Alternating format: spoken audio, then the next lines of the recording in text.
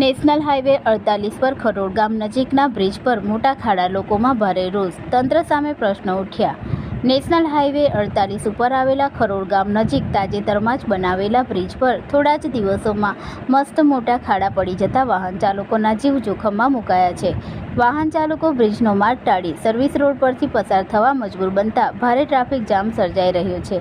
આ પરિસ્થિતિને કારણે Panoli, Karmali, Ravidra, GIDC public school Kharod વિસ્તાર તેમજ ખરોડ અને ભાડી ગામના લોકો માટે મુસાફરી દુષ્કર બની ગઈ છે। વરસાદી દિવસોમાં ખાડામાં પાણી ભરાતા અકસ્માતની શક્યતાઓ વધી રહી છે।